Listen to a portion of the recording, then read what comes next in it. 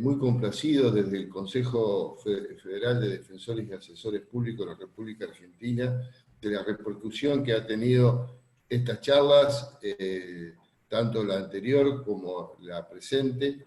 En este momento, o para esta charla, se han inscrito 560 personas, así que nos pone muy contentos en la posibilidad de llegar a tantos defensores en todos los lugares del país, sobre todo llegar a aquellas defensas públicas que no son autónomas e independientes, donde tienen alguna dificultad mayor para conectarse los defensores con los temas que hacen a la defensa pública.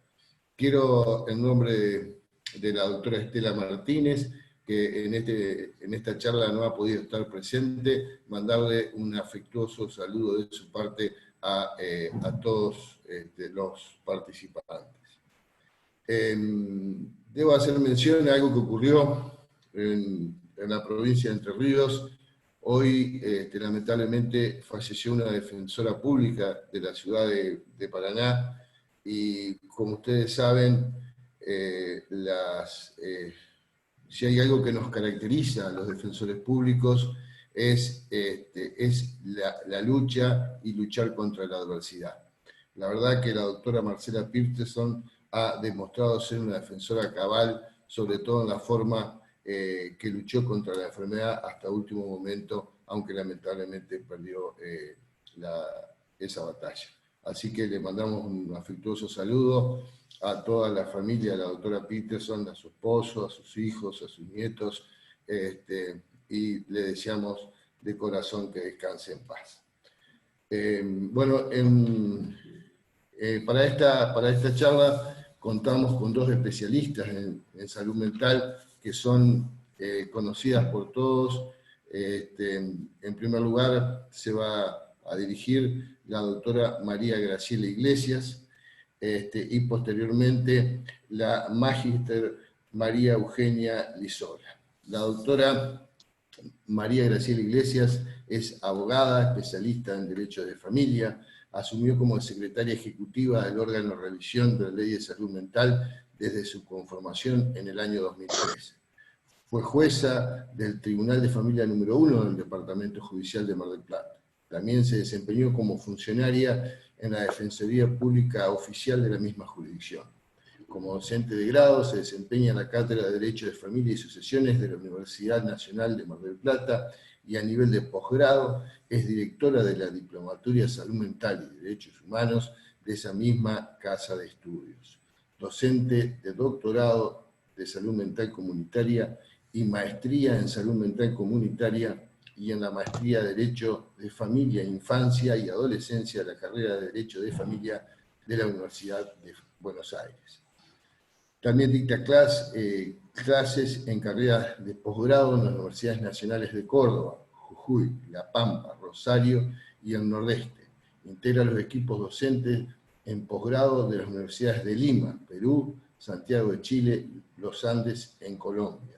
Ha publicado numerosos artículos en revistas y libros especializados de la Argentina y de la región.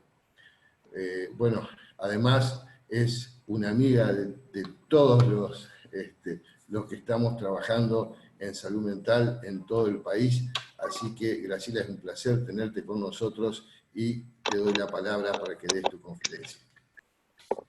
Bueno, muchísimas gracias y como siempre un honor y el gusto y el agradecimiento al Consejo de Defensores por la invitación y a la actividad permanente del Ministerio Público de la Defensa en relación a estos encuentros.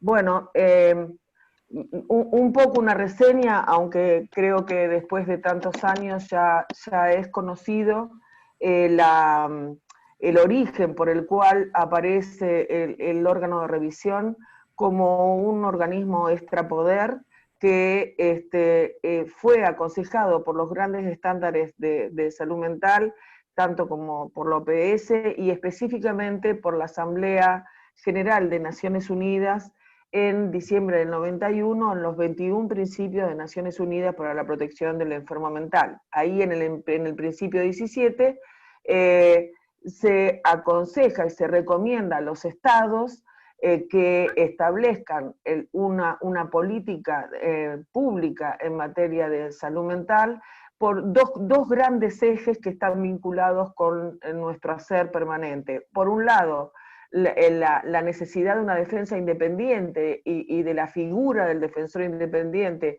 para los usuarios y usuarias del sistema de salud mental, y por otro lado, la necesidad de la creación de un organismo de control de derechos humanos específico, que tuviera facultades cuasi judiciales, que depende de cada uno de los países en su conformación, y que tuviera esta característica de intersectorialidad, interdisciplina y sobre todo de independencia.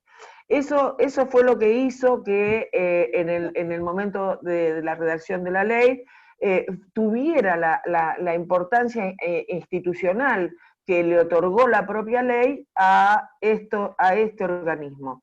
Y es así que tiene el asiento, en el caso del organismo nacional, en el Ministerio Público de la Defensa. ¿Por qué razón? Por considerar que es el lugar, como dije, de mayor independencia, el asiento de las garantías y el lugar extrapoder que nosotros podemos dar prueba de esa situación cuando la ley se vio amenazada a través del intento de modificación del decreto, y con ese decreto modificar las garantías, modificar tanto la intervención de la defensa como el órgano de revisión, lo que hizo que se pudiera resistir a esos embates fue justamente la independencia que tiene este organismo. En el caso de Nación, quien ejerce la presidencia y la representación legal lo es la Defensora General de la Nación. La Defensoría General de la Nación delega en una Secretaría Ejecutiva, que es el cargo que he asumido desde el 2013 hasta la fecha. Dentro de esa conformación, que tuvo una diferenciación en el resto del país en cuanto a que los distintos órganos de revisión del país, ya lo diré un poquito más adelante, se fueron conformando también desde el brazo ejecutor de los Ministerios Públicos de Defensa autónomos. Y esto entonces hizo una diferencia entre aquellos que no tenían la defensa autónoma. Y así es que en algunas provincias la conformación lo es a través de la Defensoría del Pueblo, y dos que, bueno, no han podido resolver, esperemos que más adelante sí lo hagan, que ha quedado en el Ejecutivo, el asiento del órgano de revisión. Bien, dentro de lo que ha sido la confrontación de los derechos humanos, la Convención de Derechos Humanos y todo el sistema de derechos humanos, básicamente la Convención de los Derechos de la Persona con Discapacidad, teniendo en cuenta también la Convención contra la Tortura, el órgano de revisión recién nacido ya en el 2013, para el 2014, tomamos la decisión de sacar las primeras recomendaciones, que es una facultad propia que tiene y una responsabilidad que tienen los órganos de revisión, de realizar recomendaciones, así como dictámenes, que van más allá de únicamente el control de la internación.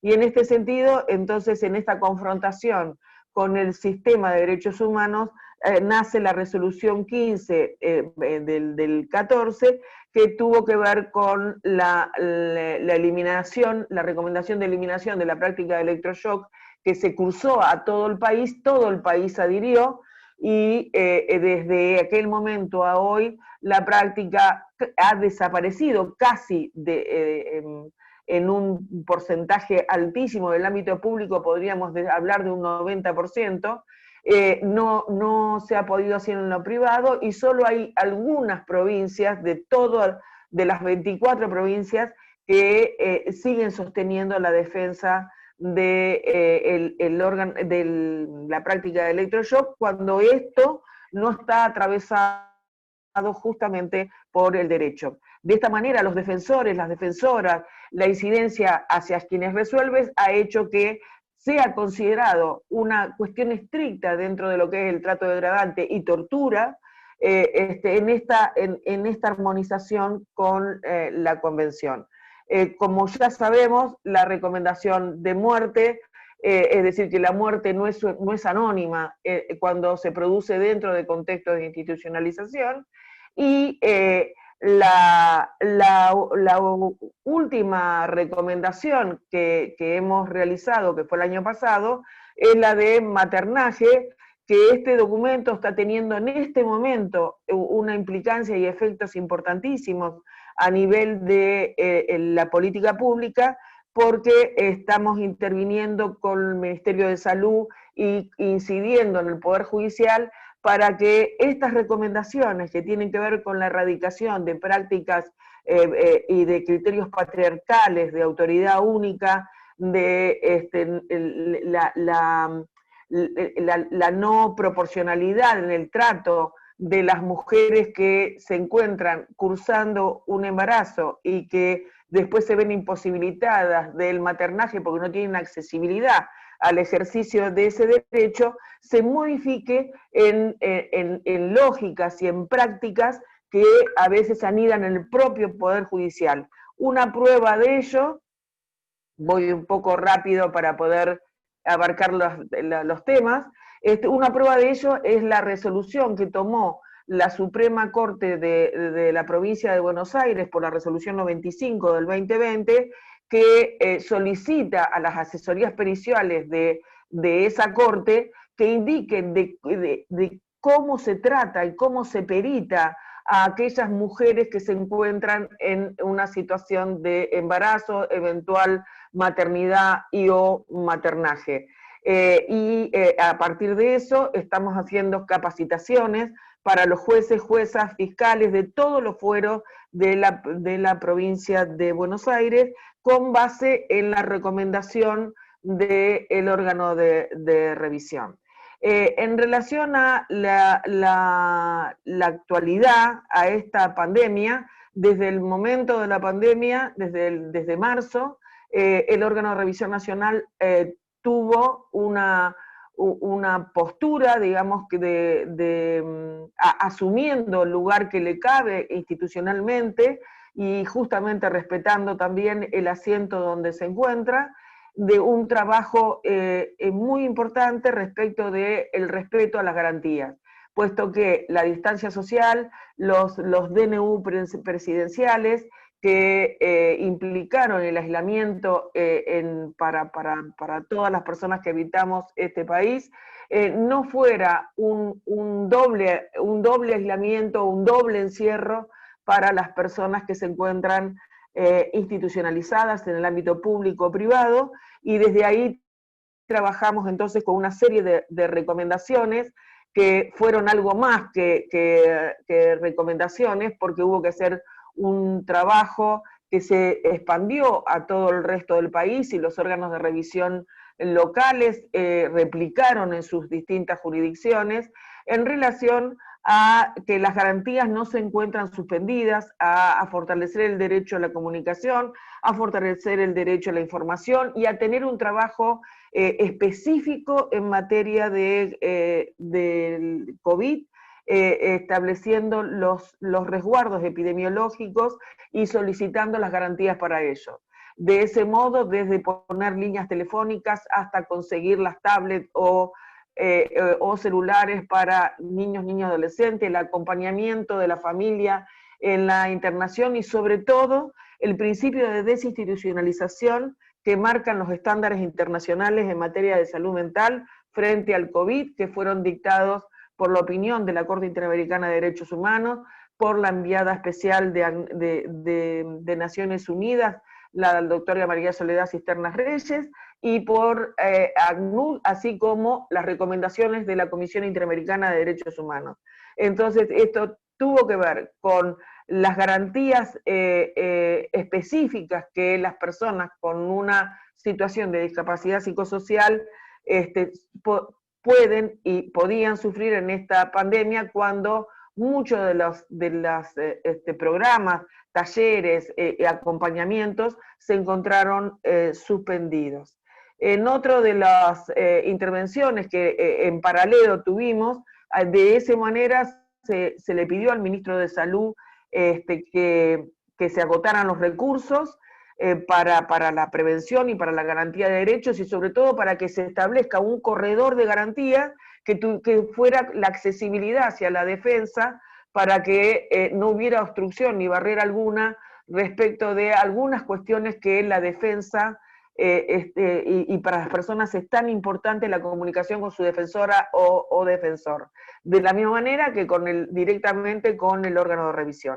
En este sentido se promovió un amparo por parte del Centro de Estudios Legales, el CELS, y el órgano de revisión fue convocado a ese amparo, en el cual delineamos a través de la resolución de la jueza a cargo del Juzgado 12 Contencioso Administrativo, delineamos un modo de intervención que es la supervisión dentro del proceso en resguardo de los derechos humanos de las personas por las cuales se promovió este amparo, que tiene que ver con las garantías de derechos en los cuatro monovalentes,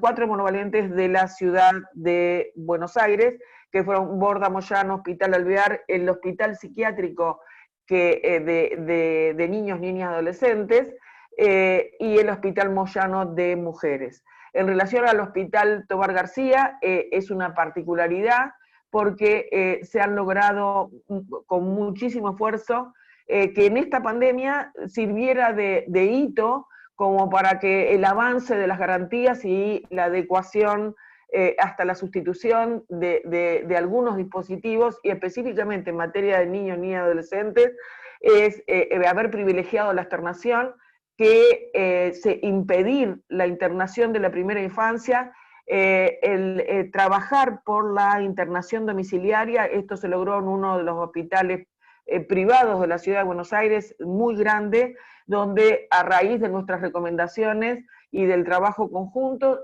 no se interna más a niños ni niñas, y se hace un trabajo de internación domiciliaria con un dispositivo específico. De la misma manera, se está llevando a cabo hoy en el ámbito público un comienzo de esto y una reducción de camas en la internación de niños, niñas y adolescentes. A partir de ahí, también un trabajo, esto devino en un trabajo conjunto con la autoridad de aplicación, y de hecho quien habla tiene reuniones todas las semanas para monitorear el desarrollo de situaciones que se van generando a partir de estas intervenciones y de las situaciones que tienen que ver con COVID y en los procesos de adecuación.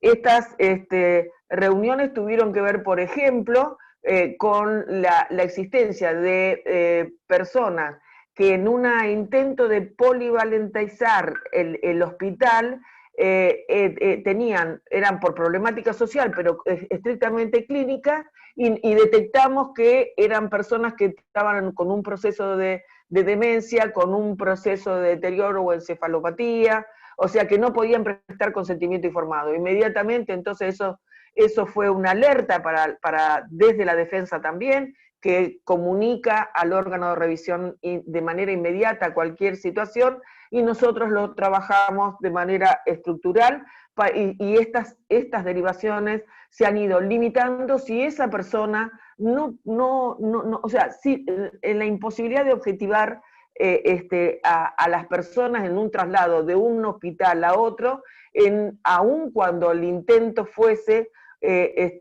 convertirlo en polivalente. En este momento también se está trabajando en un dispositivo de maternaje en el hospital, que será transitorio porque la idea es la adecuación hasta la sustitución de todos los hospitales. Este año se cumple el 2020 y los órganos de revisión de todo el país trabajaremos y ahora estamos trabajando desde el Nacional para un pronunciamiento muy fuerte respecto de que este 2020 se cumple y las ausencias y las responsabilidades de todos los sectores frente a la adecuación del sistema de salud y la descentralización de la atención y la inclusión, por lo tanto, comunitaria, que no es únicamente el dispositivo, sino que tiene que ver con una lógica de atención en el ámbito sanitario. Para eso estamos conformando distintas mesas de trabajo, y una de esas mesas de trabajo es con el Ministerio de Salud, Dirección Nacional de Salud Mental, la CEDRONAR, Provincia de Buenos Aires y las comunidades terapéuticas. Y en ese sentido se ha hecho un consenso ya en la gestión anterior, que venimos continuándolo hoy, y estamos trabajando para esa adecuación hasta la sustitución. De hecho, se tienen que presentar proyectos que seguramente serán presentados a fin de año. Hace muy poco tuvimos también un trabajo con las provincias, que esto tiene que ver con lo que el órgano de revisión nacional tiene la responsabilidad de realizar, que fue una muy buena intervención con PAMI y dos de las provincias, que en este caso fueron Neuquén y Río Negro, que justamente está María Eugenia acá y quizás ella pueda mencionarlo. De la misma manera con Catamarca y ADAJUS, que es un ente nacional, una institución nacional, trabajando en un caso puntual de género, pero que no se atraviesa la salud mental. Entonces, esta particularidad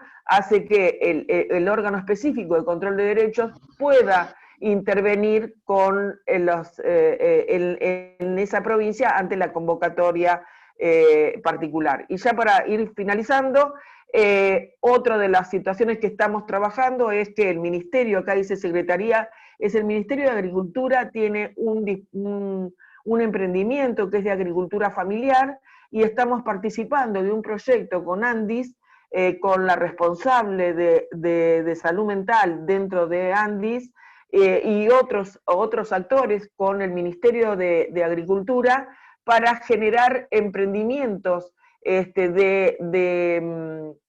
un programa de desinstitucionalización que se va a realizar con el hospital, por ahora con el Hospital Montes de Oca de Nación, que tiene que ver con un emprendimiento de producción avícola, ya sea de huevos, pollos, gallinas, y también de cultivo.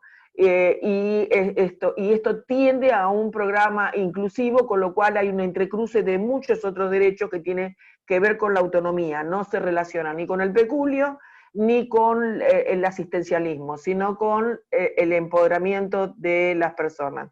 En esta situación de pandemia, como órgano de revisión nacional, nos hemos puesto también a disposición a un trabajo con la vicepresidencia de la Cámara Nacional Civil, a efectos de dar solución inmediata a aquellas restricciones de derechos que se pudieran dar o se daban en razón de la pandemia.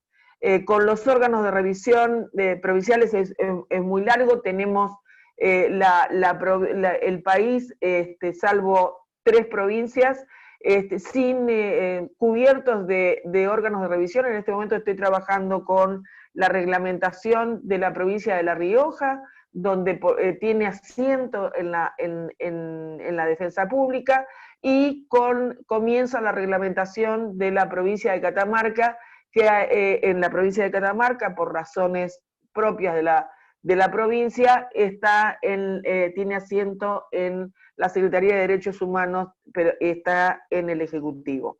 Mayoritariamente el asiento es en todos los, en el Ministerio Público de la Defensa. Bueno, esto es básicamente un pantallazo de toda la actividad.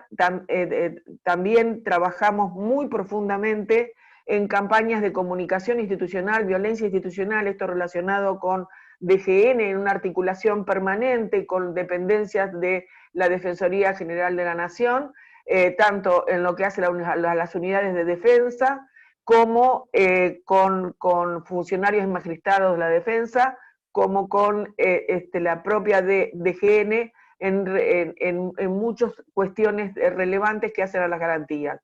Y en materia de comunicación, ahora que por suerte otra vez tenemos la Defensoría del Público, en un trabajo muy cercano, respecto de un seguimiento de los medios audiovisuales de relevamiento y detección de la manera en que se coloca y que se trata a la salud mental y a las personas que se encuentran bajo el sistema de salud mental, para que no haya noticias por discriminatorias y que afecten la igualdad por motivo de discapacidad. Queda mucho camino para recorrer, pero se ha logrado que, por ejemplo, diarios como La Nación o TN en canales de aire tuvieran que modificar la programación al haber vulnerado los derechos personalísimos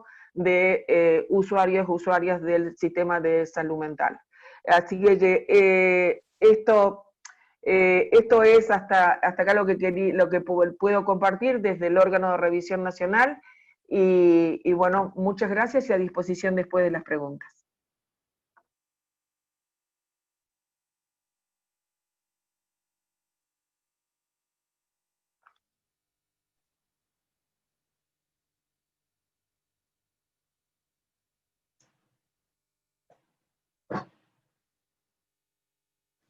No escucho nada. No se escucha. Estás muteado. Ahora sí. Ahora sí. Bueno, muchísimas gracias, Graciela, por tu exposición y por el respeto del tiempo. Vamos a pasar ahora a la exposición de la Magister María Eugenia Lisola. La Magister María Eugenia Lisola es secretaria ejecutiva del órgano de revisión de salud mental y adicciones de la provincia de Neuquén. En esa provincia la defensa pública está dentro de la órbita del Ministerio Público de la Defensa y además es una provincia que tiene el Ministerio Público de la Defensa, Independencia y Autonomía. Es docente de grado y posgrado de la carrera de Trabajo Social de la Universidad Nacional del Comahue y realiza diferentes actividades de investigación en la Facultad de Derecho y Ciencias Sociales de la Universidad de Comahue. Le damos la palabra entonces a María Eugenia. Bueno, buenas tardes a todos y a todas. Les agradezco el espacio que me brindan para poder estar. Es un honor estar con ustedes, también con la doctora Iglesias, que a través de ese currículum, digamos, es muy difícil poder decir algo en relación a su trayectoria en cuanto al órgano de revisión. Yo les puedo contar que estamos iniciando las tareas del órgano de revisión de la provincia de Neuquén, porque tuvimos nuestra primera reunión plenaria en el mes de agosto, o sea, el mes pasado, y estamos en pleno trabajo, en un momento de conformación de equipo en plena pandemia, muy complicados con la pandemia en este momento, y es bastante difícil poder llevar adelante las tareas, pero vamos trabajando. Yo les cuento cómo fui pensando el órgano de revisión en el momento en que yo empecé a trabajar y que fui nombrada como secretaria ejecutiva en un acto bastante disruptor, digamos, porque soy trabajadora social, mi título de grado es trabajadora social, el resto de todos los secretarios ejecutivos creo que son abogados. Está conformada la Secretaría Ejecutiva, además de mí, por una abogada que es la asesora letrada, que es la doctora Maranesi, el equipo y un administrativo. Después los miembros permanentes y no permanentes del plenario. Cuando empecé a trabajar, empecé a pensar cómo pensaba este órgano de revisión, ¿no? Cómo me imaginaba, más allá de todo el plexo normativo que uno tiene que cumplir, es cosas, cómo mirar este órgano, cómo mirar el trabajo de los distintos actores. En estos distintos actores están todos los que tienen alguna relación con nuestro sujeto del órgano de revisión por el cual son formalizados, y pensaba en el Ministerio Público de la Defensa. Nosotros funcionamos en el Ministerio Público de la Defensa, en los defensores, en el personal de salud, en las otras instituciones, en el Ministerio de Desarrollo Social, fundamentalmente pensando en qué se necesita, ¿no? Yo trabajo en servicio desde hace 30 y tantos de años y hay algunas cuestiones que uno ve dificultadas en términos de trabajo, que es la constitución de la interdisciplina, la constitución de la intersectorialidad, el trabajo en terreno, el respeto a los derechos. el mirar al otro de una manera distinta. Entonces, la primera cosa que pensé en hacer es en poder tener insumos para hacer un diagnóstico de qué pasaba en relación a las personas que son usuarias del sistema de salud mental, y entendiendo el sistema de salud mental como un sistema amplio que va más allá del sector salud, ¿sí? El sector salud son las instituciones que están normalizadas de alguna forma, pero el sistema de salud es mucho más amplio. ¿Y qué otros actores intervenían? Además del Poder Judicial, además de todas las instituciones del Estado, si había otras instituciones y asociaciones que estuvieran trabajando en el tema de la salud mental y las adicciones, con bastante dificultades para ver y bastante problemática visualizada en relación a el consumo problemático de sustancias, algunas bifurcaciones que hay en instituciones que están relacionadas, porque uno siempre habla de la ley de salud mental, a veces las adicciones, ese artículo 4 queda un poquito por afuera, trabajan muchos otros, se comparten recursos, a veces se pelean recursos, lo cual siempre es un desafío para todos aquellos que tenemos que trabajar y tenemos que lograr que no se vulnere un derecho o que se satisfaga un derecho. Entonces, eso era por un lado. Por otro lado, me parecía fundamental poder conocer con qué modelos se trabajan. Porque yo soy una convencida que las prácticas, la ley no puede cumplir con la ley, pero esto no quiere decir que las prácticas estén de acuerdo con esa ley y que la mirada que se tenga de los padecientes, o como quieran llamarlos, o los usuarios del sistema y demás, tengan que ver exactamente con el paradigma de la ley, el anclaje paradigmático de la ley. Entonces, uno puede ver claramente que persisten y coexisten un modelo custodial y un modelo de cuidado territorial, digamos. Nosotros tenemos la ventaja, que esto yo lo reconozco como una ventaja, yo trabajé en salud muchos años, que tenemos un sector salud escalonado, organizado por servicios escalonados de atención, con anclaje en atención primaria, con inserción territorial. No se internan los hospitales, se internan los hospitales generales, digamos, si bien tenemos población que está internada en monovalentes o lugares, instituciones especializadas, como le llaman, pero asimismo, a pesar de esto, y que siempre hemos trabajado en esta provincia acerca de la atención primaria, y que tenemos un plan de salud mental desde el año 2007 y que fue operacionalizado en el 2010, coexisten en el mismo sector salud, coexisten en las cabezas, en las representaciones de los trabajadores, coexisten estos dos modelos. Es muy fácil poder verlo de una manera que es, cuando uno va a un hospital, que recorrimos casi todos los hospitales, yo los recorrí con el equipo todavía no, porque justo nos tomó la pandemia, es la ley de salud mental es propiedad de los equipos de salud mental, pareciera.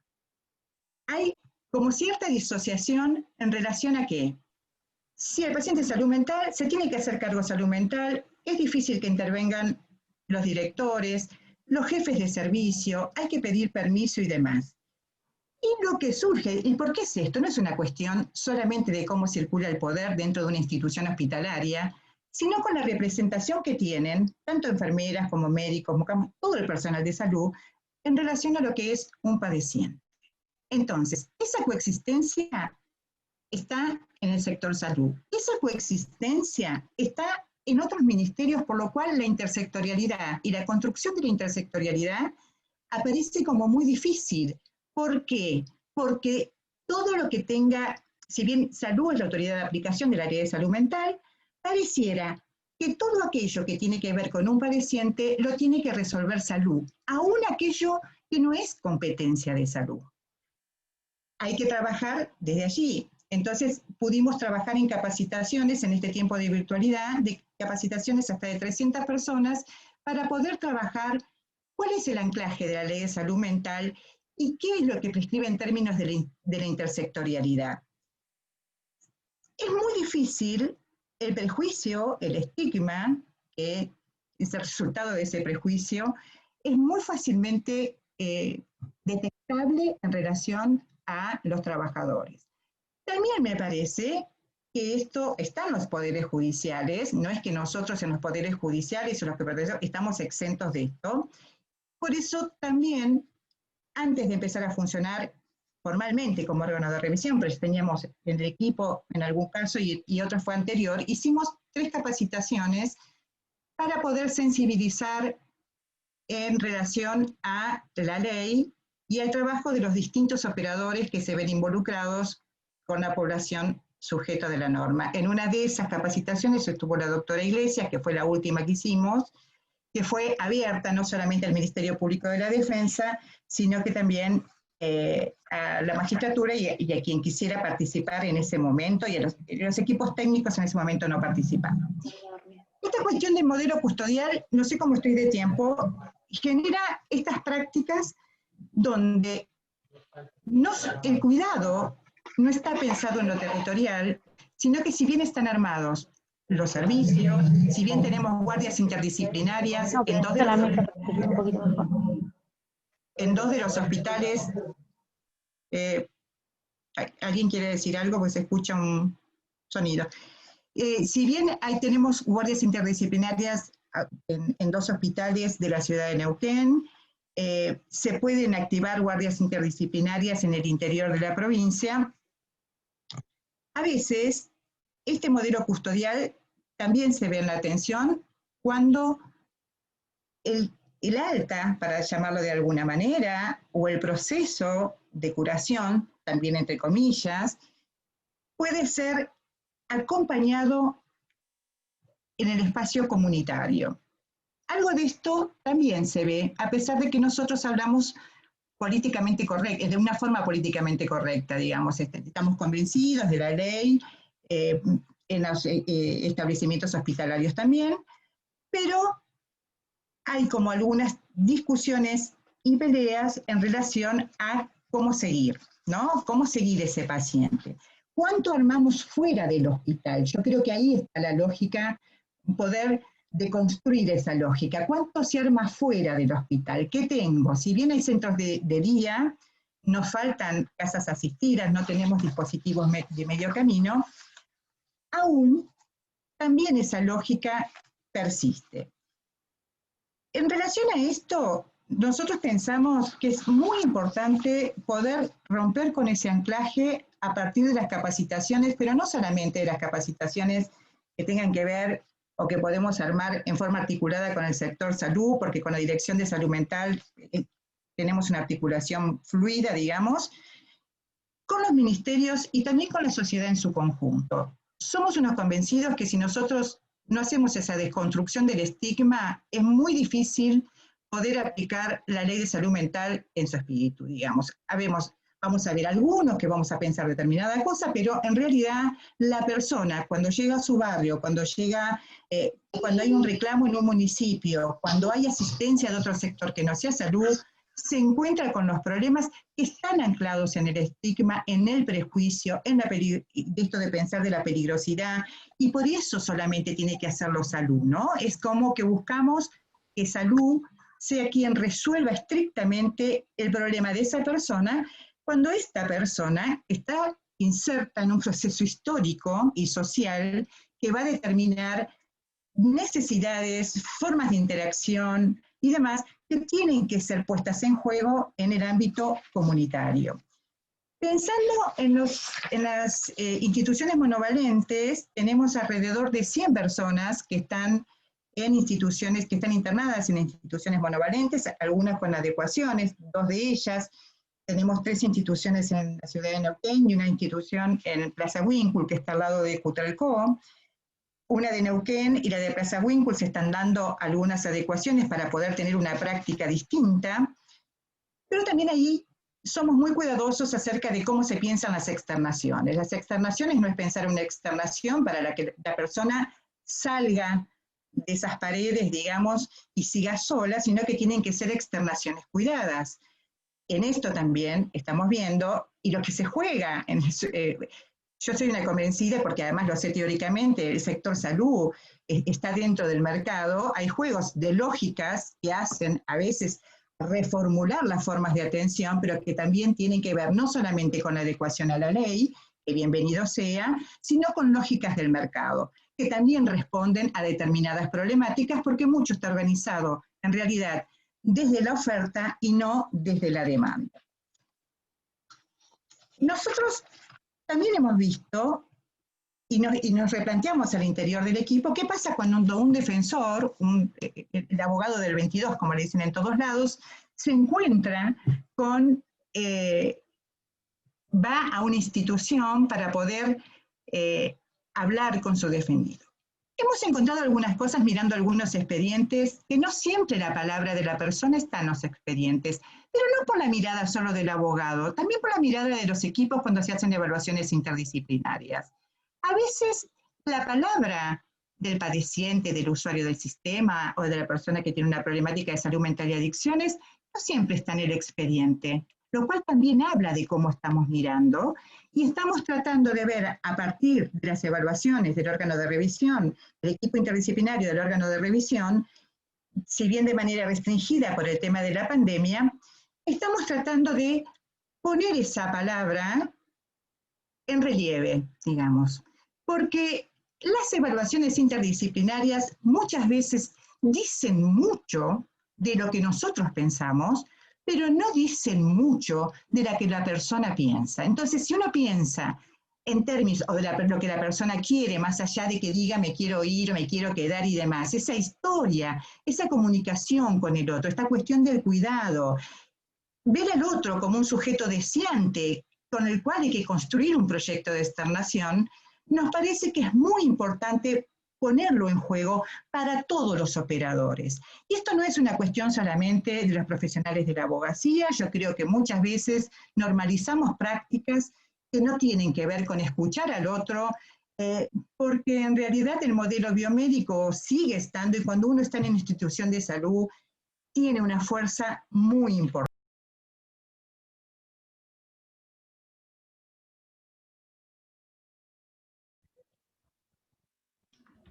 Se te silenció, Eugenia.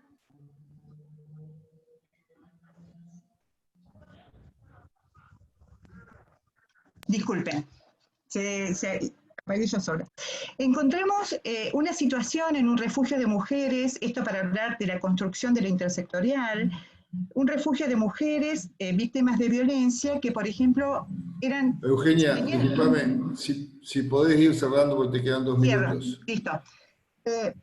Pudimos trabajar y pudimos salvar que fueran discriminadas porque tenían antecedentes de tratamiento en salud mental o adicciones. No podían ingresar si tenían antecedentes de tratamiento. Esto lo pudimos trabajar intersectorialmente con el Ministerio de Desarrollo Social, se cambió ese protocolo y creemos que así, de a poco, trabajando con nosotros, yo invité a la ministra de Desarrollo Social a este encuentro, a ver si quería estar, digamos, porque entendemos que tenemos que construir una interdisciplina distinta, una mirada del sujeto diferente, que no solamente está dada por la ley y por todo el anclaje normativo, sino que tiene que ser basada en las prácticas. Tenemos que aplicar un modelo del cuidado, no un modelo custodial, a pesar de que tengamos algunas prácticas que parece que esto lo abandonamos. Y tenemos que pensar que nos va a tocar un tiempo post-pandemia en la cual vamos a tener muchísimos problemas, o sea, las pandemias no son neutrales, nuestra población es población vulnerable y vulnerada permanentemente, generalmente pertenece a los sectores populares o a las clases bajas, depende de donde ustedes lo miren desde el marco teórico de las sociedades, y vamos a tener que poder construir una nueva intersectorialidad con estas deficiencias que vamos a tener en términos económicos. Entendemos que no vamos a poder manejarnos solamente desde lo sectorial, sino que esa construcción de intersectorialidad también va a ser para compartir presupuestos que van a disminuir, en lo cual se entiende que el Producto Bruto Interno de nuestro país va a disminuir entre más o menos un 10% según la CEPAL y la OPS, por lo tanto nosotros vamos a tener que poder pensar cómo vamos a poder atender a nuestra población, hacer que se respeten sus derechos, en este contexto, que va a ser distinto al que estamos trabajando hoy. En relación a esto, nosotros tenemos muchos de nuestros padecientes en los monovalentes que se han contagiado y que en este momento están cursando COVID.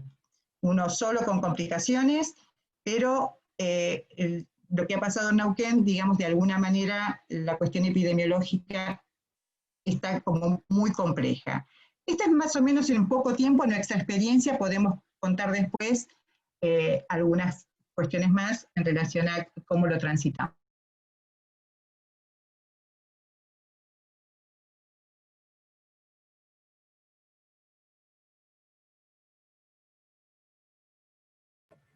Se te apagó, María Eugenia, nuevamente. Se apaga solo, no sé qué tiene, es así. Muchas gracias a todos y a todas por escuchar y bueno, espero si hay preguntas. Bueno, muchísimas gracias, María Eugenia. Vamos a abrir unos minutos de preguntas, a ver si hay preguntas. La verdad que han sido las dos muy claras, pero bueno, vamos a abrir un espacio de preguntas.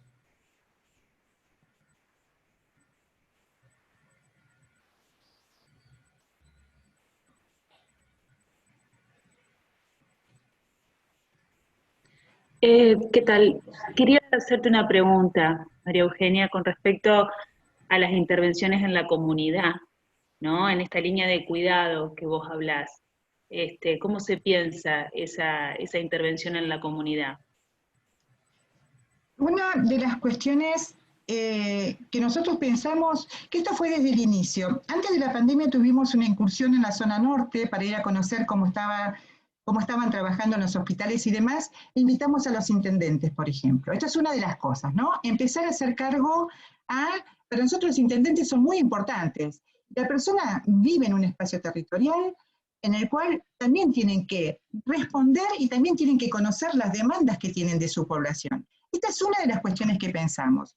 Otra de las cuestiones que pensamos y que la tenemos que trabajar, lo que pasa que en este tiempo es difícil, es poder trabajar con las comisiones vecinales, que es otro lugar donde también tendríamos que empezar a trabajar a deconstruir esta idea de el loco, el peligroso, el que tiene que estar encerrado, porque esto sigue estando, digamos, no nos engañemos y creo que nos ha cruzado a todos en la historia, digamos, o sea, somos parte también de esta sociedad.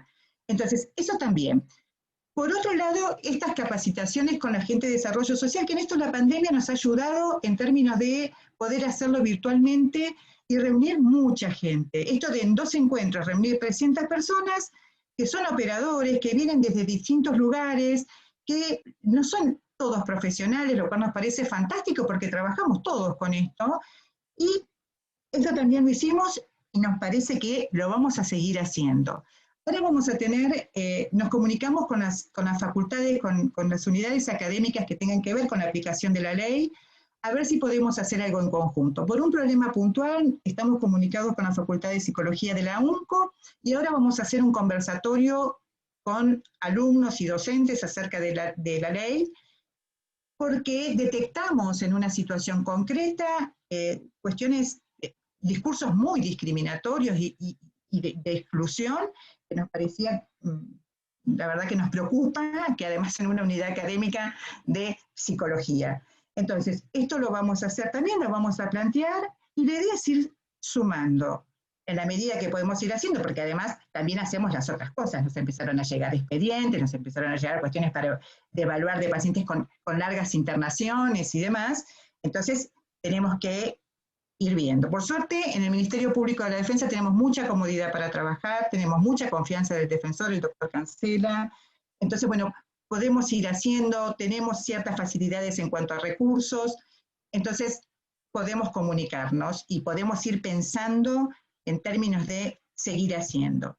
Yo creo que hay que llevar el tema de la enfermedad mental al ámbito de lo público. Así como decía la doctora Iglesias, está haciendo toda la cuestión de comunicación, donde uno ve a veces y escucha barbaridades que se dicen, cómo se utilizan las palabras, cómo se hablan utilizando adjetivos calificativos muy terribles. A mí me parece que la deconstrucción tiene que empezar desde la base también. Tiene que ser como simultánea, con los que nosotros trabajamos, a veces con nosotros mismos en algunas cuestiones, ¿no? Porque nada garantiza a veces que uno no tenga ciertas contradicciones. O sea, yo soy de la idea de que los que trabajamos en determinadas, no es que somos perfectos, a veces nos pasan otras cosas. Entonces, trabajarlo hacia adentro, trabajarlo con los operadores que están estrictamente involucrados y trabajarlos en la sociedad si pensamos que la gente, y estamos de acuerdo con el anclaje comunitario. Si nosotros no trabajamos sobre prejuicios, no tenemos posibilidad de avanzar. Gracias, Eugenia. Una pregunta para Graciela. Acá María Fernanda dice que quisiera que amplíe respecto a la intervención recomendable en los casos de personas con consumo problemático, donde por recomendación, bueno, que amplíe ese tema, digamos.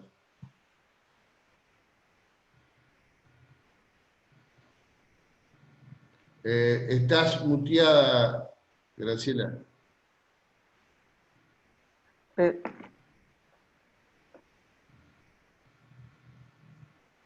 Ahí está. Lo que hicimos, la intervención del órgano de revisión permite una mirada y, bueno, justamente el órgano de revisión de Entre Ríos sabe bien de esto, ¿no? Permite una mirada de política integral, podríamos decir. Por un lado, con cada una de las situaciones y los casos y las defensas de los derechos de las personas, y por otro lado, la estructura. O sea, si la estructura es habilitante de las violaciones de derechos que se producen o que se denuncian o que se monitorean. Cuando nosotros empezamos a monitorear comunidades terapéuticas, empezamos a ver francas violaciones de derechos humanos que estaban naturalizadas incluso por el propio Estado en muchísimas situaciones, a tal punto que una de las más grandes, que de hecho la Defensoría General de la Nación tuvo una intervención hacia la provincia, que tiene 14 filiales y que algunas están en otra provincia, está conveniada no por la autoridad de aplicación, por la CEDRONAR, sino con el Sistema de Protección y Promoción de los Derechos de Niñas y Adolescentes. Las comunidades terapéuticas que nosotros reclamamos por su clausura estaban conveniados con el sistema también de niñez de otra de las provincias. Y así esto lo que dio cuenta que era imprescindible trabajar con los decisores. Y en este sentido, entonces comenzamos una serie de trabajos estructurales para adecuar el sistema de atención en comunidades terapéuticas y ubicarlo, digamos, desplazar a la comunidad terapéutica con toda la connotación que tiene estructural, de práctica, y también en lo emblemático de la comunidad terapéutica. Y eso tiene que ver exclusivamente con una descentralización de la atención, con la complejidad que implica el consumo de sustancias, y la adecuación a la Ley Nacional de Salud Mental, que nunca estuvieron adecuados realmente. Entonces, ese trabajo se comenzó con las propias organizaciones que representan a las comunidades terapéuticas. Por fuera quedan, solo en una de las provincias quedan por ahí 300 comunidades que están de manera ilegal, y lo que nosotros observamos es que el control de derechos no se daba exclusivamente por el control específico de derechos hacia la persona, sino por cuestiones estructurales que terminaban y empezaban con la habilitación, por ejemplo, y con la mirada integral. Entonces, desde ahí es que la CEDRONAR, la Dirección Nacional de Salud Mental, con la intervención del órgano de revisión, con la Organización Panamericana de la Salud, con un experto de la Organización Panamericana de Salud, con los representantes de la COFEDRO y algunos otros actores intervinientes en esto, nos reunimos en numerosas mesas de trabajo para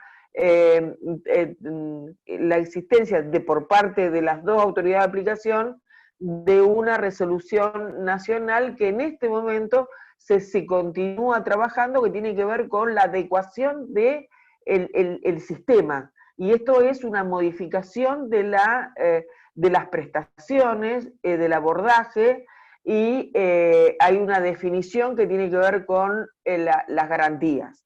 Es decir, si estamos hablando de residenciales o estamos hablando de internaciones, donde todas las internaciones que se producen en comunidad terapéutica están en el marco de la ley de salud mental. Es de muchísima complejidad, todavía no hay un resultado que yo pudiera transmitir. Esto es lo que digo, que se está trabajando en una resolución que no está en vías de ejecución en este momento, que es el consenso que le formulo. Y en lo particular es esto, que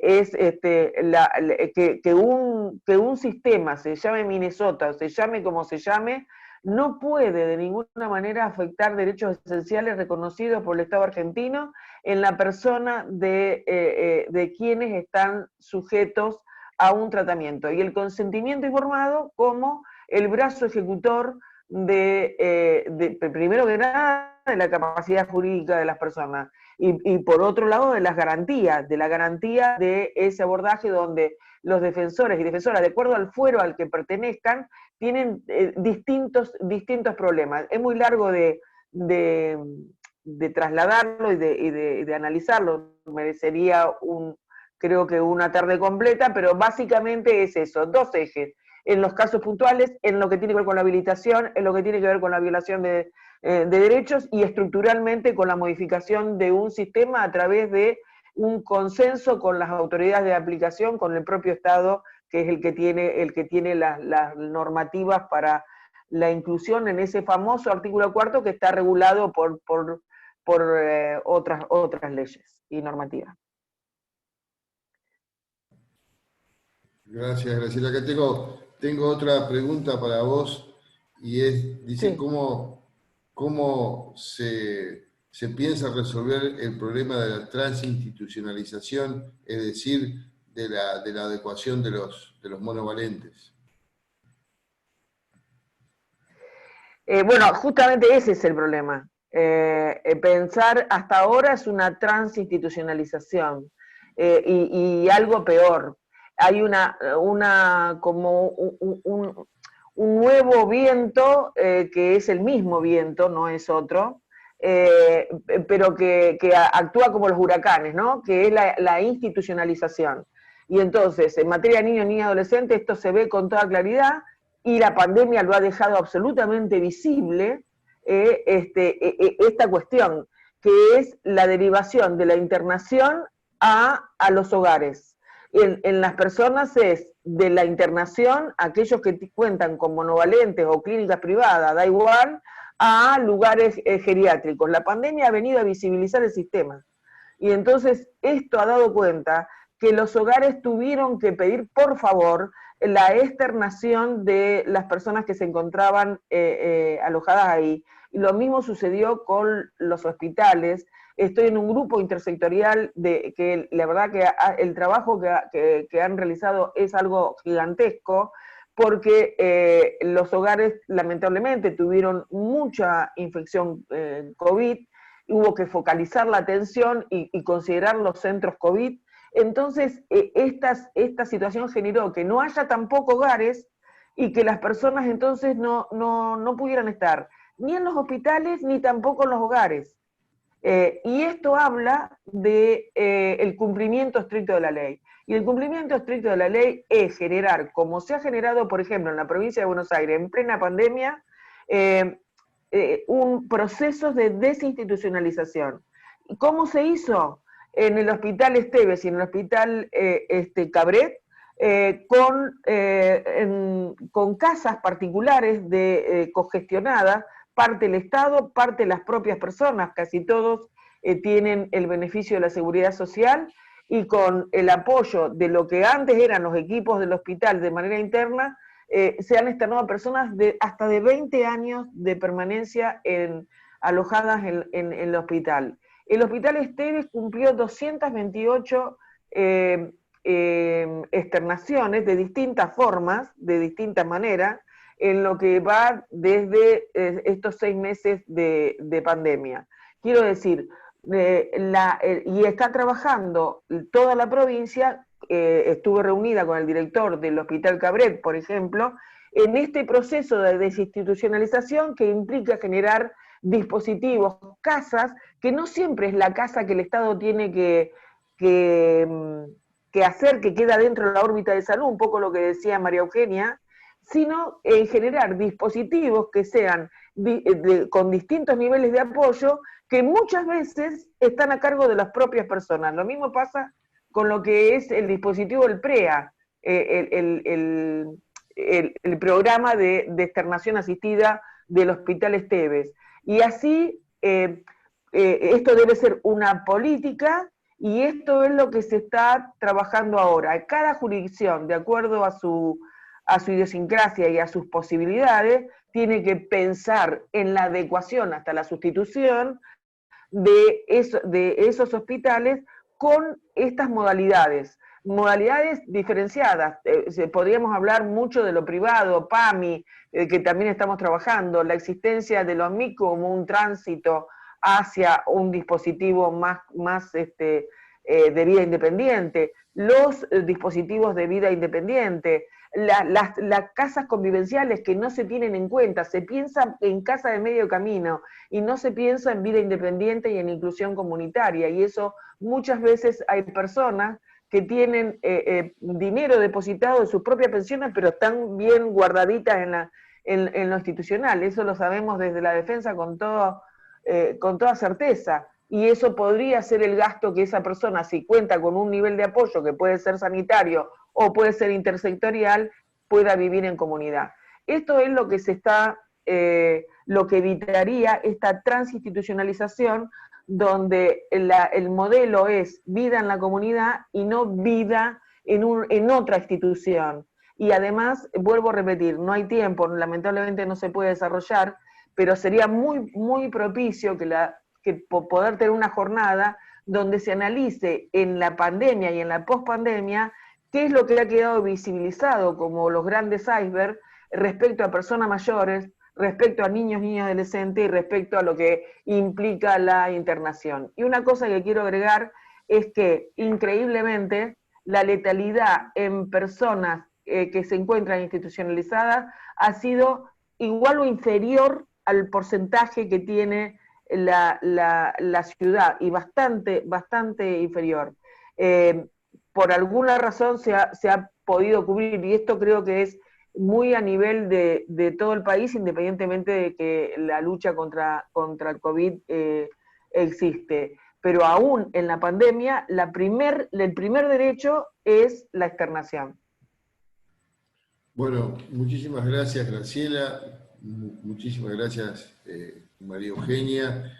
La verdad que han sido muy claras las dos en las exposiciones y en las respuestas a las preguntas que se le formularon. Y gracias a todos los que han participado, a todos los que se han inscrito y participado en estas jornadas. Decirles que estamos pensando en las próximas jornadas sobre estas cuestiones de defensa pública. El tema va a ser género, que es un tema que se pidió en las charlas que tuvimos anteriormente, y que está muy en boga, y que es necesario que nosotros de la defensa pública tengamos claro cuál es el nuevo paradigma. Todavía no hemos recibido la confirmación de los expositores, pero sí decirles que la idea del Consejo Federal es hacerla en la primera quincena de octubre, así que seguramente nos vamos a mantener en contacto para informarnos acerca del día exacto de la jornada y quiénes son los expositores. Quiero agradecerle, omití hacerlo al principio de la charla, a Pancho Mendoza, que permanentemente nos está apoyando en la difusión de estas jornadas, así que también mandarle un saludo a Pancho, que por más que estamos acá en Paraná y a pocas cuadras, con esto de las pandemias no nos vemos si no es en forma virtual. Así que muchísimas gracias, muy buenas noches a todos y nuevamente le agradezco a los expositores y a quienes se han interesado y escuchado estas enriquecedoras charlas. Muchas gracias. Gracias.